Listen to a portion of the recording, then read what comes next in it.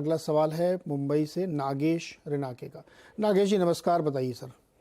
नमस्ते sir. Actually मेरा एक सवाल है। मेरे पास येस बैंक के शेयर्स है 1000 शेयर, जो 38 रुपीज़ पे मैंने बाई किए थे 4 साल पहले फॉर लॉन्ग टर्म पर्पज के। तो अभी इसकी जो मैं देख रहा हूँ मोमेंटम 16 17 मैक्स टू मैक्स 17.5 जा रहा है।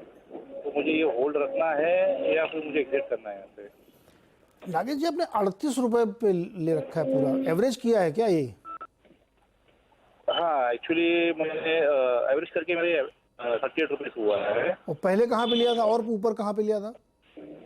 मैंने उसको पहले बाइंग किया था, कुछ 57 में बाइंग किया था उसका पहले। अच्छा, 57 रुपए पे लिया, फिर 57 एवरेज करते करते 38 रुपए पे 1000 शेयर इकट्ठा हो गए और 21 रुपए का इस समय लॉस है, 17 रुपए। सरवीन जी, यस बैंक में बहुत सारे लोगों की दिलचस्पी है और बहुत सारे हमारे ट्रेडर्स लोगों ने शेयर ले रखे हैं, इन्वेस्टर्स ने शेयर ले रखे हैं, इस होप में कि एक न एक दिन ये अच्छा रिटर्न कमा के देगा, मल्टी बैगर भी बन सकता है। लेकिन एवरेजिंग के बावजूद नागेश जी का प्राइस बहुत ऊपर है, 38 रुपए है। क्या नागेश जी की किस्मत साथ देगी और पैसा बनेगा? नहीं, देखिए, मैं किसी की भावनाओं को हाथ नहीं करना चाहता, ना इमोशंस को हर्ट करना चाहता हूँ। पिछली बार हमने यस बैंक पे किया था, कुछ उस पर कमेंट्स आए, बट थॉट ये था कि देखिए, यहाँ मुस्कुराने का कारण ये है कि भाई ऐसा सब स्टॉक्स क्यों करते हैं जो स्टॉक 2 साल से 10 से लेके 25 की रेंज में फंसा हुआ है। 2 साल भी नहीं, ऑलमोस्ट 2.5-3 साल से ज्यादा हो गया। 2020 के बाद वो गिरा था, उसके बाद से 10 से 25 की रेंज में ही फंसा हुआ है। तो आई डोंट नो कि क्यों इसमें ही एवरेज करते जाना चाह रहे हैं। और इसी टाइम फ्रेम में बहुत सारे स्टॉक 3 गुना, 4 गुना, 5 गुना हो गए अच्छे स्टॉक्स। तो अगर उनमें कहीं जाते तो शायद पैसा अब तक डबल ट्रिपल हो चुका होता, बनस्पत की यस बैंक में फंसे हुए हैं। तो मेरे कवरेज लिस्ट में बहुत ज्यादा अग्रेसिवली ये स्टॉक है नहीं, तो मैं खाली इतना ही बोल सकता हूं इनको कि देखिए 10 से 25 की रेंज है, 25 के ऊपर जाने में इसको नानी याद आ जाएगी। जब तक जाता नहीं है तब तक आप भूल जाइए कि आपके भाव आएंगे। अगर 25 तक जाए तो क्या निकल जाए फिर? जी, आपकी आवाज कट गई। 25 तक अगर मान लीजिए पहुंच जाए तो वहां से निकल जाना चाहिए फिर, थोड़ा नुकसान करके। सर वो तो देखिए, वो तो वील क्रॉस द ब्रिज जब हम वहां पहुंचेंगे। जिस दिन 25 का, जैसे आज फोन किया है 24-25 के आसपास दोबारा फोन कर लें, अगर उस समय लग रहा होगा तो डेफिनेटली इनको राय देने की कोशिश करेंगे। बट बड़ा डिफिकल्ट स्टॉक और बड़े डिफिकल्ट सवाल हैं यस बैंक पे। सब लोग फंसे हुए हैं और प्रेशर सारा एनालिस्ट के ऊपर आता है और एंकर के ऊपर आता है। हाँ, नहीं एक्चुअली क्या, हम तो सर मदद करना ही चाहते हैं। नागेश जी, इसमें प्रॉब्लम क्या है ना, इतनी ज्यादा लिक्विडिटी है इसमें, इतना ज्यादा इक्विटी है इसमें, बहुत सारे शेयर्स हैं, तो जैसे ही ऊपर जाता है कुछ लोग बेचने आ जाते हैं। तो इसलिए यस बैंक में बड़ा मुश्किल है कि आपके प्राइस के ऊपर जाके आपको प्रॉफिट दे। देखिए, अनहोनी तो कुछ भी हो सकती कभी भी, लेकिन जो तथ्य अभी तक है, फैक्ट्स अवेलेबल्स हैं चार्ट पे, ये फंडामेंटली वैसा लगता नहीं जाएगा। तो एक बार आप अभी तो होल्ड करिए, नुकसान मत करिए अपना, लेकिन अगर ये 20 को क्रॉस करे, 22-23 की तरफ पहुंचे तो ज़रूर एक बार हमें कॉल करिएगा, हम इसको दोबारा एड्रेस करेंगे, क्योंकि बहुत लोगों का इंटरेस्ट है इसमें। लेकिन फिलहाल के लिए आप होल्ड करिए और एवरेज मत करिएगा। इसके आगे एक भी शेयर आपको येस बैंक का नहीं खरीदना है, इस भाव पे या किसी भी भाव पे। अभी फिलहाल इसी प्राइस पे इसको होल्ड करके रखिए। अगला एक और सवाल है, मनीष वर्मा जी पुणे से हमारे साथ जुड़ रहे हैं। मनीष जी नमस्कार। नमस्कार सर। बताइए। मुझे एक हेल्प चाहिए था। मेरे पास अभी अदानी पावर और कैंपस के शेयर्स हैं। अदानी पावर मेरा 360 का बाइंग है, 1100 यूनिट्स है।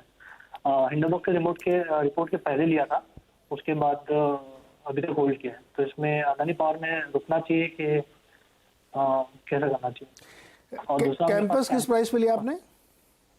कैंपस मैंने बहुत महंगा लिया था, 465 का लिया हुआ है, 465.07 का 360 यूनिट लिया था, और तब से लेके अभी तक वो लॉस में ही है। ओके, और अडानी पावर आपने हिंडनबर्ग की रिपोर्ट से पहले लिया था? हाँ, 360 का बाइंग है मेरा। ओके सरवेन जी, 360 रुपए पे अडानी पावर लिया था, 336 अभी चल रहा। इनकी गलती नहीं, इन्होंने हिंडनबर्ग की रिपोर्ट से पहले लिया था, तो अब इनको क्या पता था कि ऐसी कोई रिपोर्ट आने वाली है। जी जी। तो इनका तो काफी करीब पहुंच गया मामला जी। क्या राय बनेगी इनके लिए अडानी पावर पे?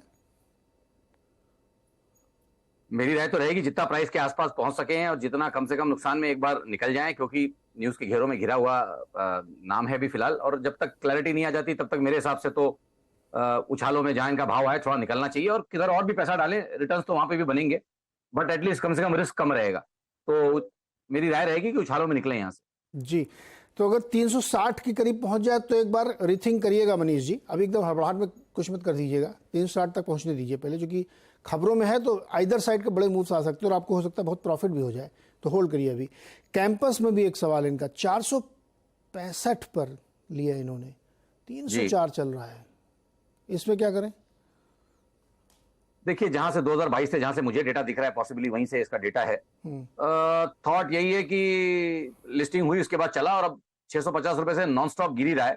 अभी तक भी कोई रिवर्सल का साइन मुझे यहाँ डेवलप होता हुआ नहीं दिख रहा है, बट ये जरूर है कि 300 रुपए के आसपास कहीं थोड़ी सी स्टेबिलिटी, थोड़ा सा रुकने की कोशिश यहाँ पे विजिबल हो रही है। तो आई थिंक ग्रीन शूट्स निकल रहे हैं, इसका मंथली क्लोज पॉजिटिव आ जाए जिसमें अभी एक हफ्ता रह गया है, तो I think then in that case इसको डेफिनेटली देखा जाए बाउंस के लिए। बट फिलहाल मैं इनको बोलूंगा कि जो पोजीशन इसमें बने रहें और मंथ एंड पे एक बार राय ले लें।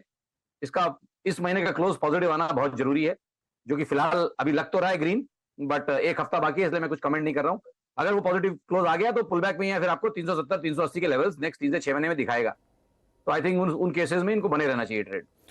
ओके, इस पे बने रहिए मनीष जी। अब देखते हैं क्या वीकली क्लोजेस बेसिस के आस पे क्या आता है। और ये सेक्टर ना बहुत कॉम्पिटिटिव हो गया है सर, ये जो एथली वियर या पूरा शूज़ का मार्केट है, तो इसको आपको एक बार रीथिंक करना पड़ेगा। लेकिन अभी अगले हफ्ते हम लोग फिर एक बार बात करेंगे, आप कॉल डालिएगा अपने, हम लोग देखेंगे उसको दोबारा से। चलिए सर्वे जी, बहुत बहुत शुक्रिया हमारे साथ बातचीत करने के लिए और दर्शकों की मदद करने के लिए। और इस वक्त भी बाजार जो है थोड़ा सा निफ्टी नीचे आया, 80 पॉइंट अभी भी लेकिन ऊपर है, कोई चिंता की बात नहीं है। मिड कैप में थोड़ी और तेजी बढ़ गई भाई, 320 पॉइंट की रैली मिड कैप इंडेक्स में हो रही है, तो लगातार मिड कैप चमक। बता दें कि मनी कंट्रोल पर दिए गए विचार एक्सपर्ट्स के अपने निजी विचार होते हैं। वेबसाइट या मैनेजमेंट इसके लिए उत्तरदायी नहीं है। यूजर्स को मनी कंट्रोल की सलाह है कि कोई भी निवेश निर्णय लेने से पहले सर्टिफाइड एक्सपर्ट की सलाह लें।